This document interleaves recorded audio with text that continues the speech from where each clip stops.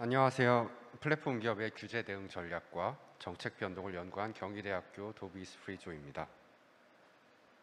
발표의 순서는 다음과 같습니다. 본 발표는 한국규제학회의 규제 연구에 투고된 동제목의 논문을 바탕으로 하고 있습니다. 1장은 연구의 필요성입니다. 인스타그램이나 페이스북, 아마존, 유튜브 같은 다양한 플랫폼들은 우리가 살아가는 세상 곳곳에 존재하고 있습니다. 그리고 강한 영향력을 발휘하고 있죠.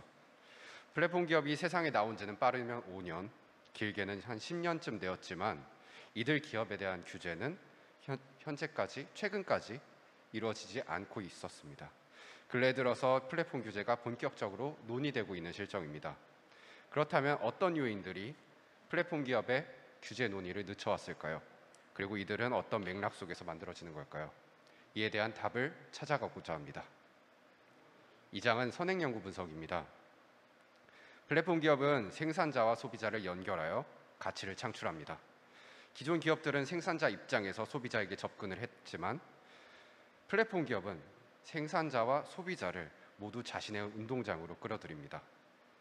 기존 기업과는 근본적인 차이가 있기 때문에 지금까지의 기업을 규제하던 방식으로는 플랫폼 기업을 규제하는 데 어려움이 있었습니다. 국내에서도 이전까지 플랫폼 기업을 규제하는 개별 법률은 마련되지 않아왔던 상태였습니다. 하지만 2020년 6월 공정거래위원회의 온라인 플랫폼 공정화 법안 제정 추진이 발표되었으며 현재에는 국회 계류 중에 있습니다. 이러한 플랫폼 규제는 언제부터 의제화되는 걸까요? 이는 조용한 정치로 설명할 수 있습니다. 이슈와 대중의 여론은 규제라는 테마로 쉽게 연결됩니다. 기업의 크고 작은 도덕적인 흠결은 여론의 주목을 받게 되는데 기업들은 이런 것들을 꺼려합니다. 지금껏 조용히 문제를 해결해왔던 방식을 채택할 수 없기 때문입니다.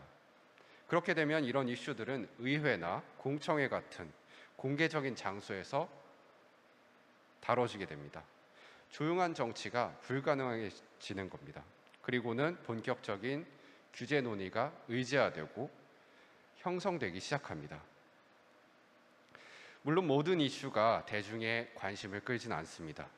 MIT 정치학 교수 캐서린 실레는 문제가 부각돼 규제 필요성을 대중이 인식하게 만드는 특정 이슈를 플래시 포인트라고 설명을 했습니다. 플래시 포인트는 어떤 이슈가 규제 형성에 영향을 미치는지 알 수 있는 중요한 개념입니다. 실레는 기업, 그 중에서도 플랫폼 기업의 규제를 이야기하는 플래시 포인트를 5가지로 정리했습니다. 독일, 스웨덴, 미국의 우버 사례를 비교하였는데 규제를 이야기하는 5가지 이슈는 고용과 노동, 경쟁, 조세정책, 소비자 안전, 사회정책 이슈였습니다. 연구 결과 각국의 규제 맥락은 달랐습니다. 독일의 경우에는 경쟁 이슈가, 스웨덴의 경우에는 조세정책 이슈가, 미국의 경우에는 소비자 안전 문제가 규제를 야기하는 플래시 포인트로 작용을 했습니다. 본 연구에서도 우리나라에서 규제를 야기하는 플래시 포인트를 발견하고자 합니다. 그러면 플래시 포인트가 발생하면 바로 규제가 추진된 걸까요? 그렇지만은 않습니다. 기업도 나름의 규제에 대응하는 전략을 가집니다. 이것이 바로 소비자 동맹과 투자자 동맹입니다. 우선 소비자 동맹을 쉽게 설명하면 쿠팡의 로켓 배송, 아마존의 아마존 프라임과 같은 서비스들입니다. 소비자에게 엄청난 편의성을 제공하면서 소비자들이 기업을 암묵적으로 지지하도록 만듭니다. 나한테 편함을 주는 기업을 꺼릴 이유가 없습니다. 큰 잘못을 저지르지 않는 한 말이죠. 그런데 일련의 이슈들, 플래시 포인트가 발생을 하게 되면 대중들은 편함에 안주하지 않고 도덕적이고 시민적인 판단을 하게 됩니다. 그렇게 되면 대중은 더 이상 기업을 지지하지 않습니다. 잘못을 비판하고 규제를 요구하게 됩니다.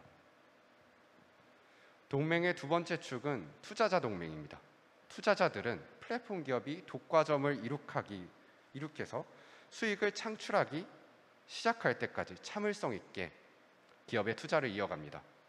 더그 하이드는 이들을 참을성 있는 자본이라고 칭하였습니다. 소비자와 투자자와 함께 동맹관계에 있는 플랫폼 기업들은 규제에 대응할 수 있는 정치적인 권력을 손에 넣게 됩니다. 지금까지의 논의를 바탕으로 구성한 연구의 분석들은 다음과 같습니다. 플래시포인트는 규제가 의제화되는 데 영향을 미치고 의제화된 논의는 국가적 특성과 같은 맥락의 제약을 받아서 정책으로 산출됩니다. 이 가운데 플랫폼 기업의 규제 대응 전략은 규제 정책의 변동에 영향을 미치게 됩니다. 3장은 연구 방법입니다. 본 연구는 국내 플랫폼 기업 쿠팡을 사례로 연구를 진행하였습니다. 분석의 대상 시기는 2010년 1월 1일부터 2021년 현재까지이며 해당 시기를 규제 당국의 규제 방안 발표를 기준으로 3개 시기로 구분하였습니다. 데이터 수집 및 처리는 다음의 과정을 거쳤고 데이터의 분포는 다음과 같습니다. 분석 결과입니다.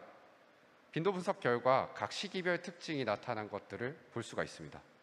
1기에서는 소셜 커머스, 2기에서는 집단 감염, 3기에서는 쿠팡의 미증시 상장과 관련한 키워드들을 볼 수 있습니다. 가중 로그 승산비 분석 결과는 상대적 빈도를 통해 보다 시기별 두드러진 특징을 보여줍니다. 빈도 분석 결과와 유사한 키워드가 보다 집중적으로 나타나는 것을 확인할 수 있습니다. 다음으로는 토픽 모델링 분석 결과입니다. 1기는 로켓 배송 정착기입니다. 1기 토픽 모델링 분석 결과는 다음과 같습니다. 우선 토픽 1과 2는 투자자 동맹을 나타납니다. 손실과 적자라는 키워드가 시작, 매출, 투자와 같은 단어와 같은 토픽 내에 존재하는 것을 볼 수 있습니다. 이는 참을성 있는 자본의 존재를 암시합니다.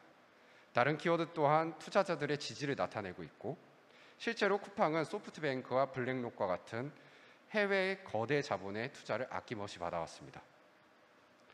소비자 동맹 관련 키워드들도 1기에서는 보입니다. 소비자 편의를 강조하는 시기로 소비자와 쿠팡과 밀접한 관계를 형성하는 시기임을 알 수 있습니다.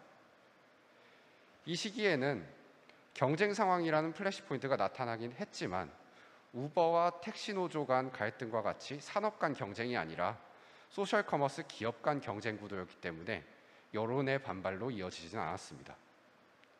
1기에서도 규제 당국의 규제는 존재했지만 플랫폼 기업의 제재라기보다는 쿠폰을 팔고 허위 과장 광고를 하는 등에 대한 징계였습니다. 기존의 시장 프레임 안에서 규제가 나타난 것입니다.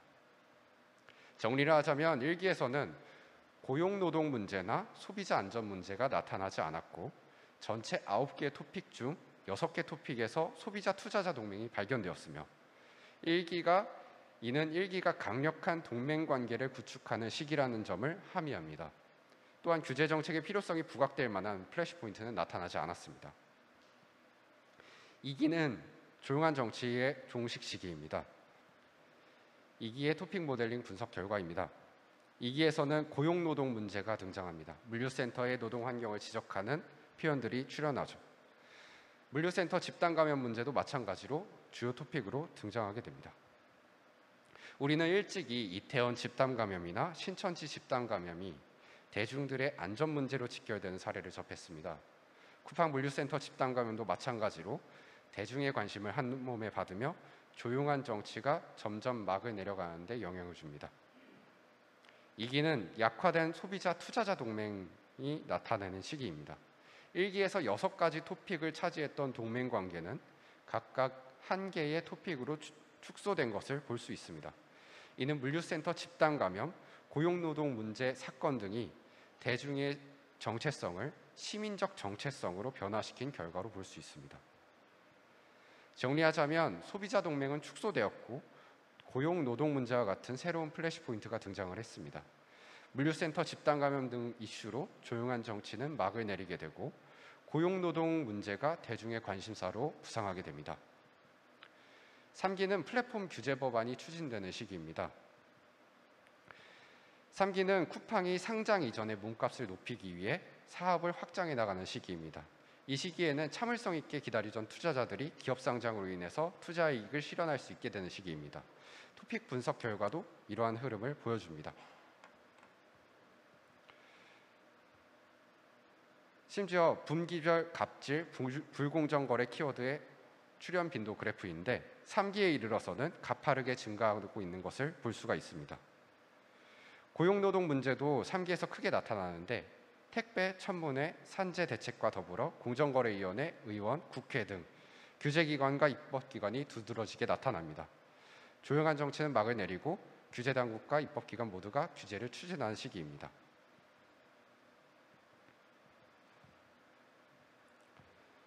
3기는 쿠팡의 기업 규모 확장, 노동 문제와 관련된 플래시포인트, 대중의 등돌림이 나타나는 시기였습니다.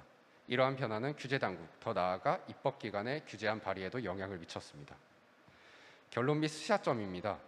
본 연구는 플랫폼 기업의 정치 권력이 규제정책 변동에 미치는 영향을 실증한 국내 최초의 사례 연구입니다.